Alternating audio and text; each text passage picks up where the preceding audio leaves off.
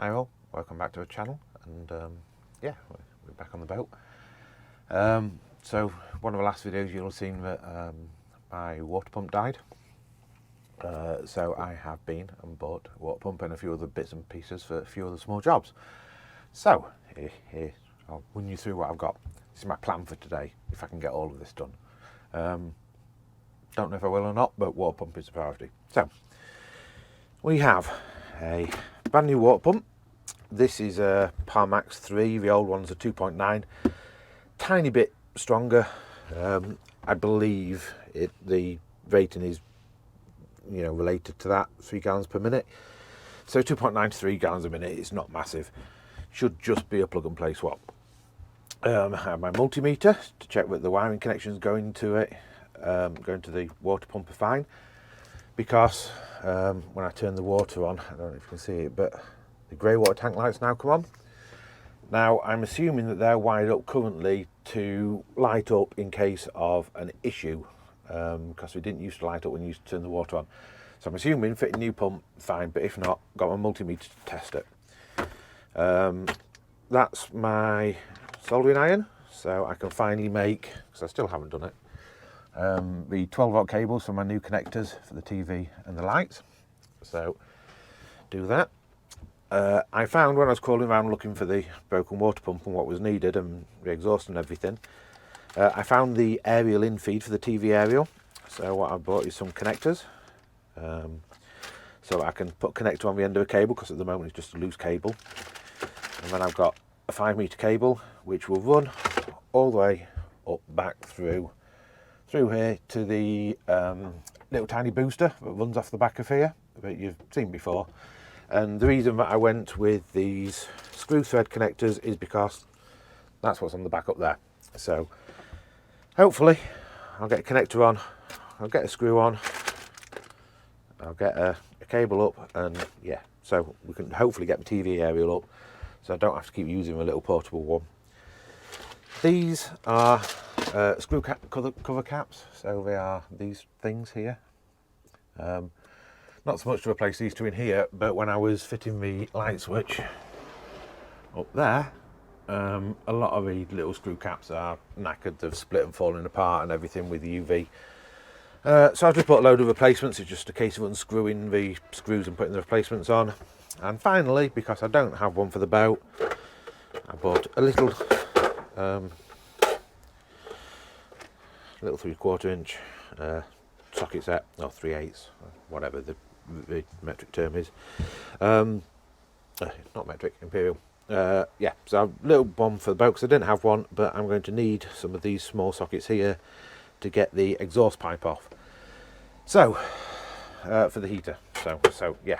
So before I can do any of that, the very first thing I need to do is drain the water. So I've got to get into the water. I've got to get into the engine bay. I've got to pop a live pipe off of a fully pressurised cold water tank.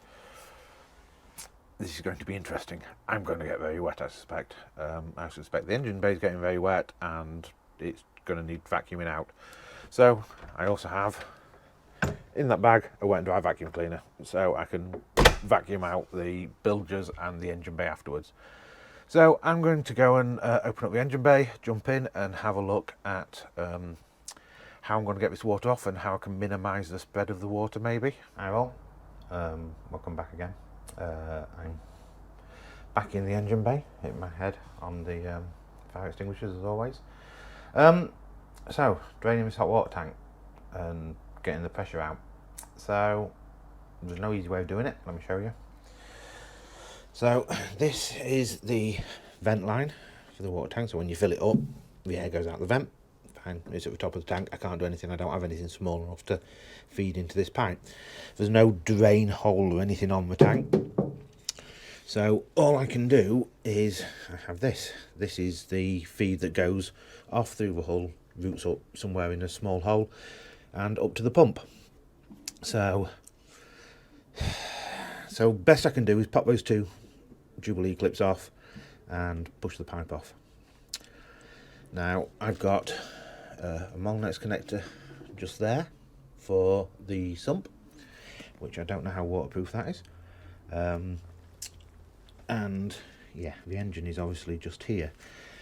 So no matter what I do, if I pull that pipe off gently, or if I cut it off, or if I create a maybe small slice and just try and get it to pee down onto here and then run into the bilge and then let the bilge pump pick it out, I don't know, but the tank is it's only really quarter full, I think, so there's not too much water. It sounds, that's empty, definitely, that's definitely empty. It starts to get a bit closer, and then here, look. So yeah, maybe about quarter full, which means there's maybe, I don't know, 100 litres in there. Yeah, so that's what I'm going to do. I'm going to have to make a mess, I'm afraid. I'm going to get very wet, and I'm going to very much fill the bilge. But I've got to drain pressure down, because obviously the pump's connected to the other end of this pipe. So if I don't drain the pressure down, all that water is going to just piss out everywhere. And I want to replace this pipe because it's old and manky. It's actually quite mouldy. So I do want to replace that as well whilst I'm doing this. Right, so solution. I cut a little cross in the pipe, and because of the bend it wouldn't join. So what I've done is I've jammed a screwdriver in there, it's flattened a bit, which allows me to control how wide the opening is, which allows me to control how much water flows in. And so far, I'm keeping it off the engine, I'm keeping it mostly off there, and it's just running down the screwdriver straight out onto this platform here, which isn't ideal because this is the bit that's got those holes in. But anyway, it's running down there, it's running under the engine, and then straight into the bilge down here, and then I'll suck it out later. So now all I've got to do is sit and wait for that to finish draining.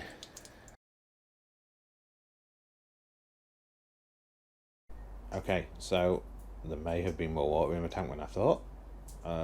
It's been going half an hour now, and I don't know if you can see, but the bilge is full, and the float switch is about to kick on the bilge pump for the third time.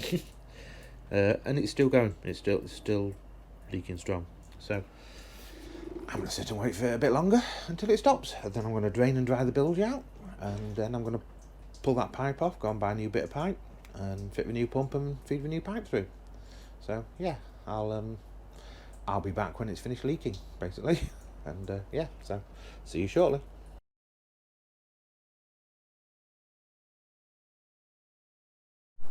Hello again, everyone. Now 3 hours have passed, because that took far longer to drain than I thought. But what I've done, just so you can see how much water it was, is I pulled the water into what is a lifeboat locker underneath the seat that I've removed, and it's about, I don't know, 4 inches deep. I think I underestimated just how much was actually in there. So yeah, now the state I'm in is to have the pipe off, and what I've done is I've just stuck this little wrench bar in there, just because there's still water dripping out, and I don't want it running back along the tank and under the edge where I can. So I put that wrench bar in, so hopefully the water, as you can see, will follow the wrench bar and drip off its tip. That's aluminium, so it's not going to rust. The tank's aluminium, and it should just drain into the bilge. And I have sucked the bilge dry, so what's left is what little bit will be in the tank. And yeah, so next time I come down, basically, because I'm going to call it a day at this. Next time I come down, I need to bring some sandpaper because I need to sand this back, it's a bit calcified. I need to pull that pipe out and replace it with brand new. And I need to fit the new water pump. But because this tank has taken far too long to drain out, I want to call it a day for today. And yeah, I might come back tomorrow. So we'll see. I'll continue this video whenever I will. I'm not going to post this bit, so on its own. So yeah, hopefully this will all be done in one. See you in a bit.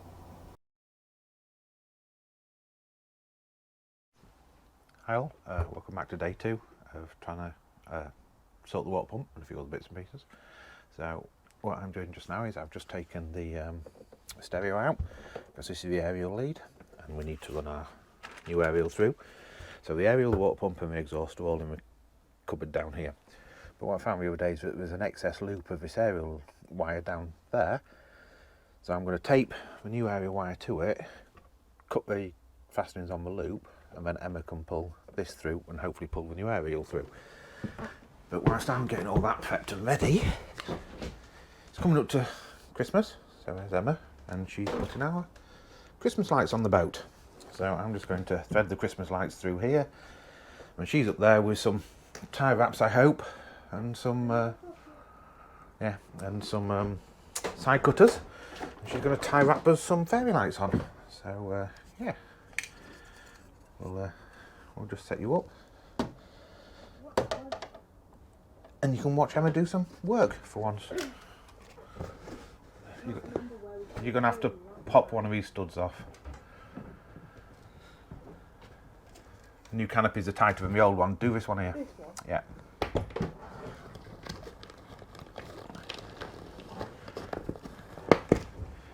That's it. You got it? No. That's it. I'm going.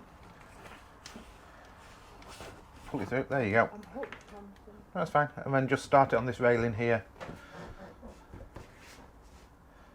I have to bring a trolley down.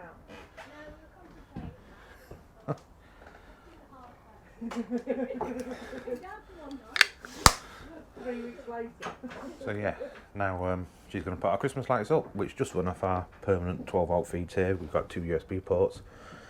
There's a second set somewhere that run off as well, but Emma's going to do that. So Emma's going to do that, and while she's doing that, I'm going to, now I've got the stereo out, I'm going to get in my cabin underneath and start disconnecting wires. So I'll be back shortly to show you what I'm doing. Hi everyone, so I'm back in my small gap, and here's what we need to do. So, it's my new pump, some tools and some tape, a torch because the light's not amazing under here, socket set, multimeter and new aerial. So, first things first, this is the old water pump here. You can see the crack and the split. I'm going to ignore this because you see the aerial. So we're going to ignore that for a minute. Now what I need to do is I need to cut these 2 connections under here, which are the wire connections for the pump, noting that it's wired with house wire, blue and black, rather than red and black, so that's going to be fun. But I'm going to cut them just up here because we've got quite a bit more on the pump than available. And then I'm going to disconnect this, our feed water in, and disconnect this and pull the pipe off because we're going to run some new pipe. And then that is a push fit fitting, so I'm hoping that, and I say hoping because this is purely theoretical, but I'm hoping that I can just pop that push fit cap off and then pull the pipe out of the push fit fitting. Then I can take the whole assembly, because the new pump doesn't come with this inlet filter or that. So what I want to do is I want to take the whole pump assembly out to where I've got more space to then take these fittings off each side and put the new fittings on. So we're going to try it that way. Your guess is as good as mine as to whether it works.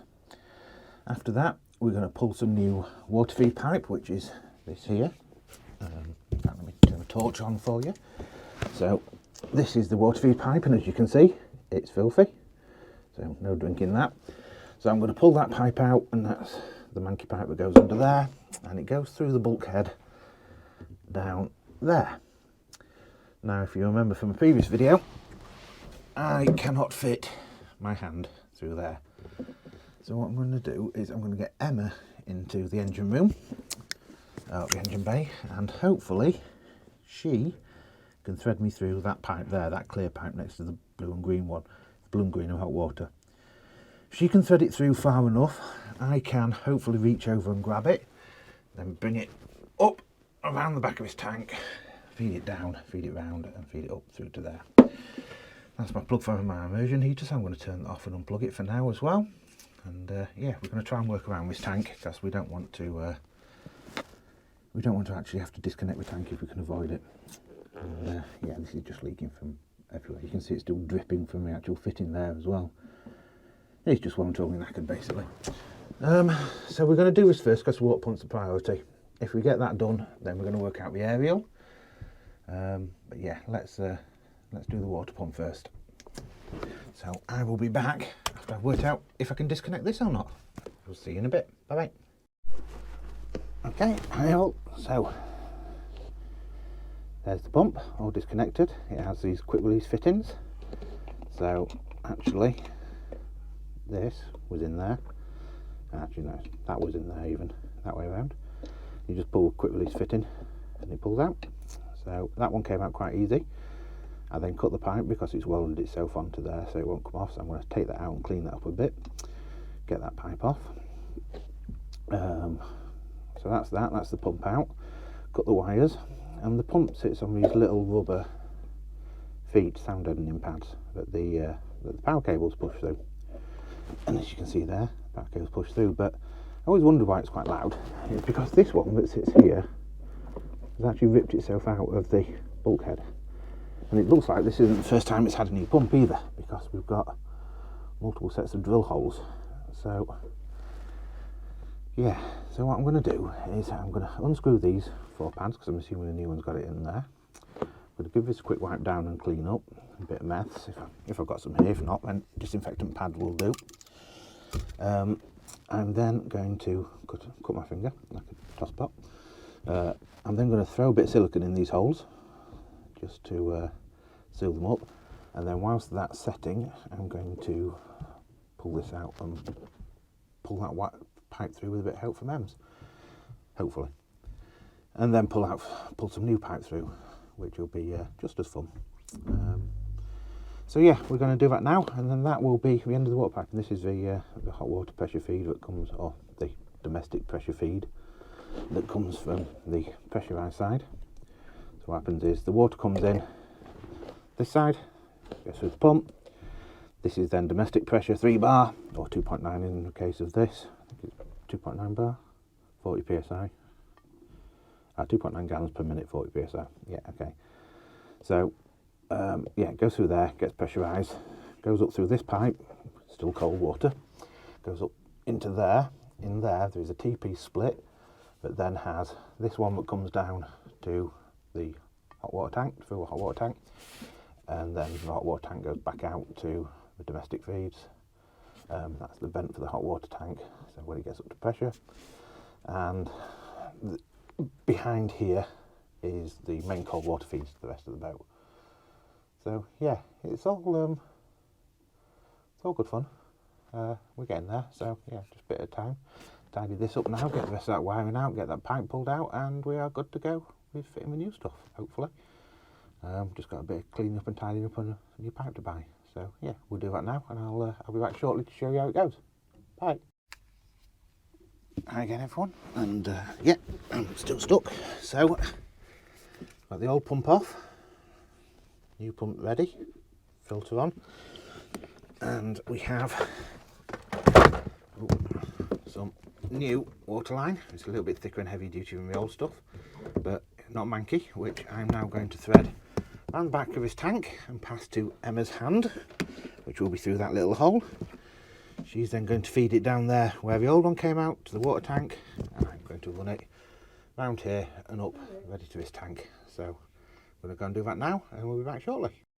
Right, so we've got our new hose, this blue hose. Got this threaded through, and I've just put a bit of Vaseline on there, just because this pressure system had a small weep, not a major one, just a small weep on the old pump. So I think the O-rings were a little bit dry because they've been in there a while. So I've just put a bit of Vaseline on. I've got my connectors ready on there. So now I'm going to hook the pump to this, because this is hard pipe, so it's not as easy to move. Then I can drop the hard pipe back. I'll then screw the pump up to the sides. I'll then hook up the wire, and I'll hook up the cold feed from the tank. I've left it longer this time, so it's not cramped as much, pulled down as much, so we get a smoother bend as opposed to before it was quite crushed. So hopefully smoother bend will allow it to pull water with a little bit more ease, less pressure. And yeah, we'll get all that tightened up and fastened up, and we'll give it a test, ever so quick test drive, just to make sure that it runs and fires up. So we've got the wiring circuit right and everything. I mean, it's only a positive and negative, it's not rocket science, so hopefully I'm capable of that. And if that works, we will then put some water in the tank, repressurise the system, and see what happens. So I will be back very shortly, and we'll do some tests. Alright, see you in a minute, bye. And there we go. Fully connected, brand new pump and hose. So the new hose goes through the old fitting through there, look, follow the blue hose, and yeah, new pump's in. Powered it up, tested it, it works, stopped it, so connected it, tidied up the wiring. We're not using the old hose loop because the new hose doesn't go as high, it stays a little bit lower. But we've not cramped any of the pipe, and it's reinforced pipe this, the other one wasn't. So I'm just going to get into the engine bay now and go and tidy that up. I'm not going to get a chance to do the aerials, but that's probably a story for another day. So you can see there that there is, I think you can probably see there's two aerial connectors. One is for the TV, one's for the radio. Unfortunately, they're in this black loom here, and this black loom goes somewhere through this rat's nest under there. And I, unfortunately, am too large, so to get in and stood up in this gap here, because you can actually, if you're thin enough, you can stand up in here. So I need to come back with a skinny friend and get them to stand up, but they can chase the loom through there and chase it all the way back up there. And thread it through to me, and then I can sort of stereo. So I'm going to reconnect the stereo because it's pointless doing it today. I'm not doing my exhaust because, to be fair, I've been laying down here for like an hour with this sticking into my ribs. It's not the least painful thing in the world. So yeah, I'm just going to go and finish this up now, and at least our water pump's sorted and done, and we're not leaking, and we have water again. And then yeah, everything else for another video, I'm afraid. Right, so we've got our new pipe coming through, and it's on, and it's double clamped. And my only concern is that because this is slightly thicker and more rigid pipe, that the old one kind of you turn it was quite tight, and it collapsed a little bit, but not much. This one, even though I put quite a big spiral loop in it, it feels like it's collapsing a bit here. Look, don't know if you can see. So I'm going to fill it up with water, see if it works. If it works, that's fine. If not, what I'm going to have to do is I'm going to have to buy 90, a hard 90, cut the pipe here, and put a proper 90-degree elbow joint in there to fix that. But it's 13mm, so I can just find one and do that. So I'm going to fill the tank up with a bit of water now. We'll pressurise it and we'll see what happens. I will be back shortly with the results. Right. So, water tank is filling. We have hot, we have cold. Yeah, that's pumping through, pumps through, it's cycled up. We have water tank level.